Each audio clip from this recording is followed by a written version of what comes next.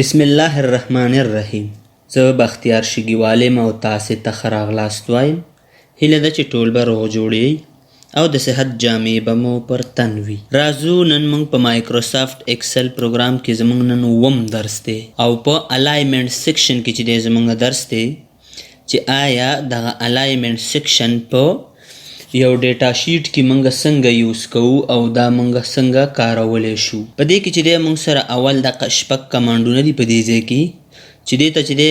ټاپ الاین وای، دې ته میډل الاین وای، دې ته چې دی موږ باټم الاین وایلی شو او دا موږ سره سنټر الاین لیفت سنټر او الاین رائټ دی. دا چې دی موږ په یو ډیټا شیټ کې هغه وخت استعمالولی شو د دې په کار هغه وخت موږ پوهیږو چې موږ دی کالم یا دی رو ته چې دی موږ لږ سیز ورکو. مثال زه به داسې سیز دی ته ورکم، دا یو سیز شو دی،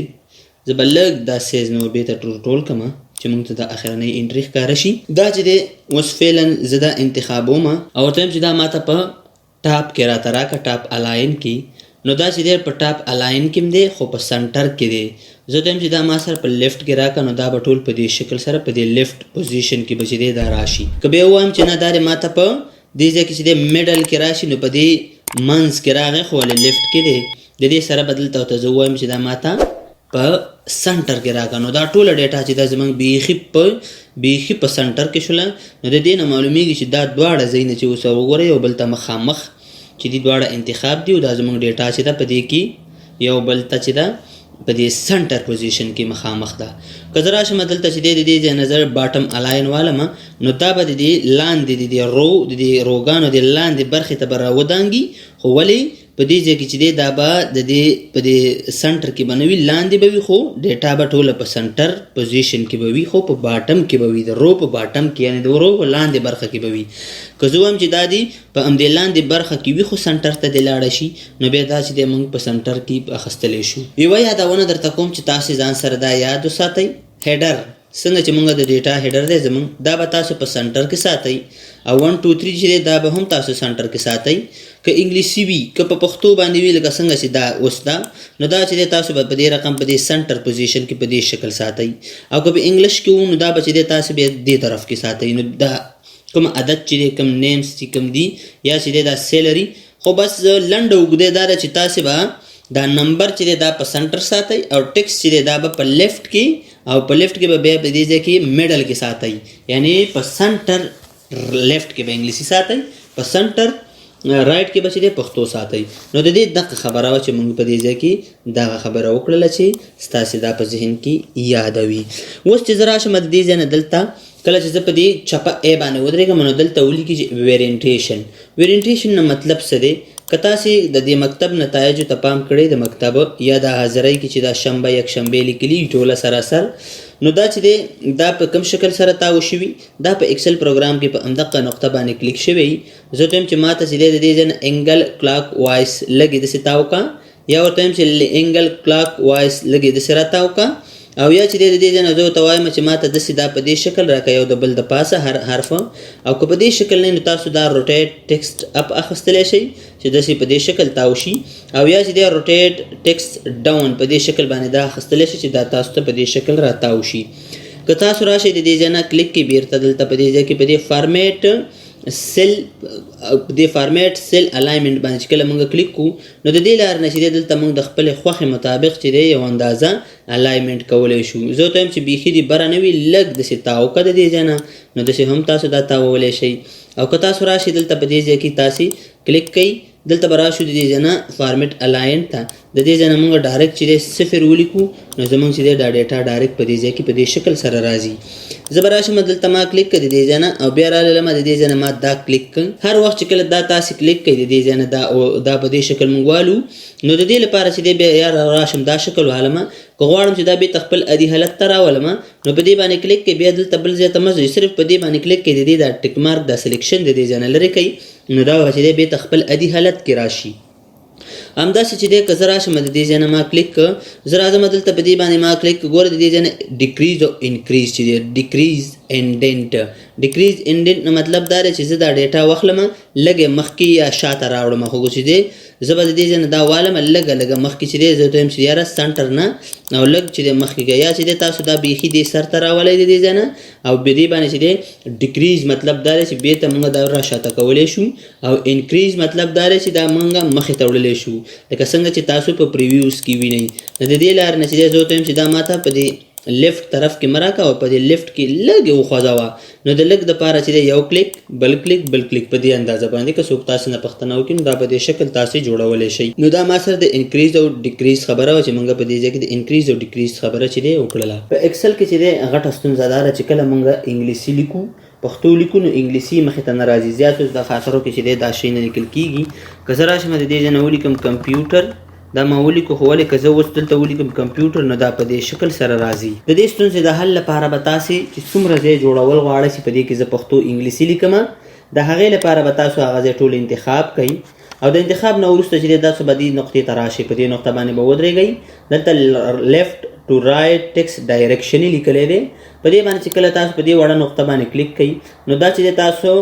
رایټ ټو لیفت واخلئ نو رایټ ټو لیفت کې چې دی موږ اوس د دې ځای نه که زه راشم دلته پښتو ولیکم پښتو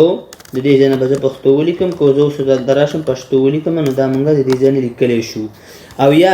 که زه راشم د دې ځای نه بیا دلته کلیک کوم راځم دې ځای کې چې دی د کنټکسټ اخلم چې بیخي اسانه شي د دې لپاره که زه بیا ورته ولیکم دلته په دې ځای کې زه پښتو ولیکم نو موږ سره چې دی دا په خپل عادي حالت کې چې دی هماغسې راځي څنګه چې موږ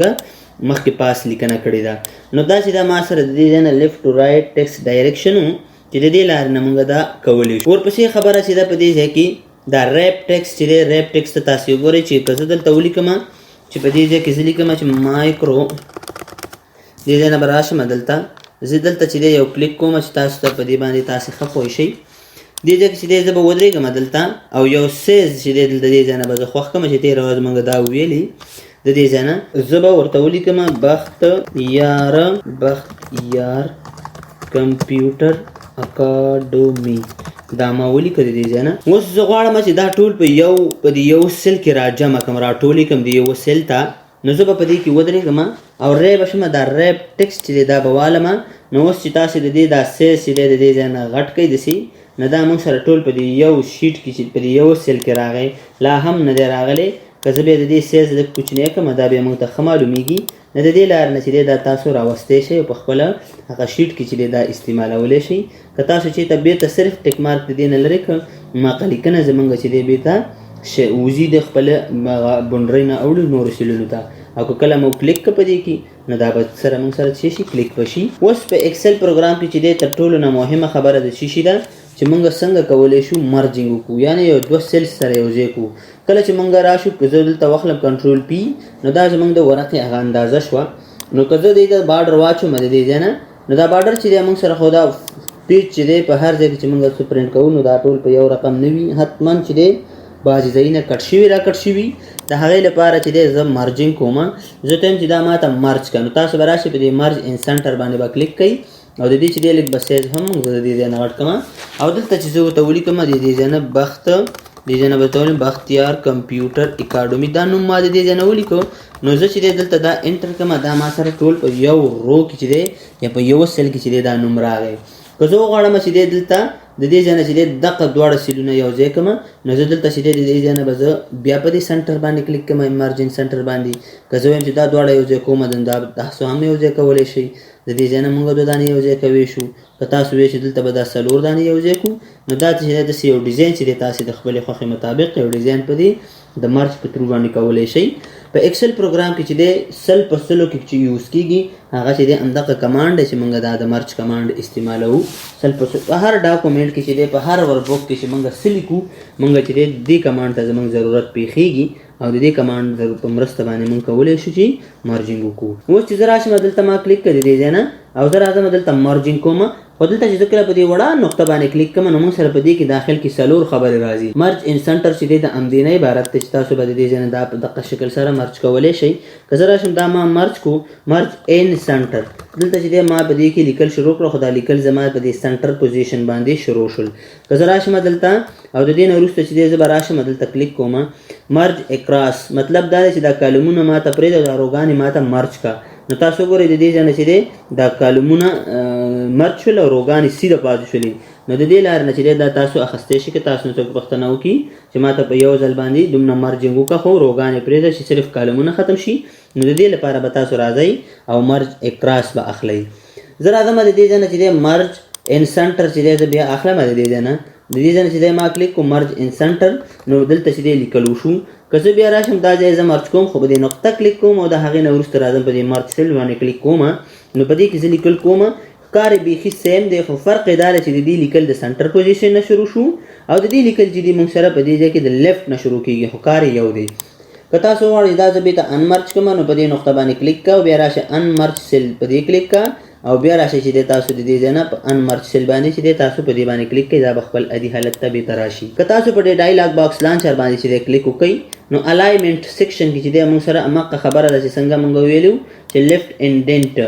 انډنټ لږې مخکې واخله نو د دې ځای نه چې دی زه کله راشم دلته او دا چې دی ما په سنټر پوزیشن باندې واخیسته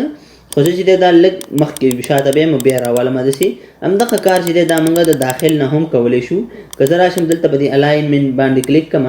او بیا راشم دلته چې دی زه ورته وایم چې دا ماته لږ مخې ته کړه نو د دې لارې نه چې دی دا تاسو مخې ته وړلی شئ او که زه بیا په دې نقطه باندې کلیک کړم زه ورته وایم چې نه دا ماته په سنټر کې راکړه نو په سنټر کې دا اخیستلی شئ او همداسې چې دی ټول کمانډونه موږ سره په دې ځای کې یو په یو باندې یوز کېږي او راغلي دي. ورپسې چې دی ورټیکل چې دی باټم دی رایټ دا چې دی ټول موږ یو په یو د دې ځای نه استعمالولی شو چې دی تاسو وګورئ چې دا ټکس چې دی بره سر ته چې دی ټوپ کړه ولاړه. زه راځم بیا په دې باندې ما کلیک کړه دې کې چې دی موږ سره دلته چې دی مخکې موږ د دې خبرې وکړې ټولې چې موږ د دې لارې نه یو ډیګریز په اندازه باندې موږ یو ټکس تاوولی او راتاوولی شو. که زه راشم ریپ ټکس هم موږ دلته ویلي چې دا ریپ ټکس او دا ریپ ټکس چې دی دا ریپ ټکس او دا ریپ ټکس یو خبره ده دې ځای نه. اوس به دلته راشم د دې ځای نه او دلته چې دی دلته به زه ولیکم چې موږ سره د دې ځای نه زه لیکم بختیار کمپیوټر اکاډمي او نوم لیکم چې مو دا اوږد وي د دې ځای نه دقسې یو نوم مې ولیکه خو ولې زه دا سیز چې دی د دې راټولوم داسې لاندې په دې شکل سره نو تاسو وګورئ چې دا سیز د دې اوس ور واوښتو اخوا ورغی نو د دې نه چې دی زه غواړم چې دا ټول په دې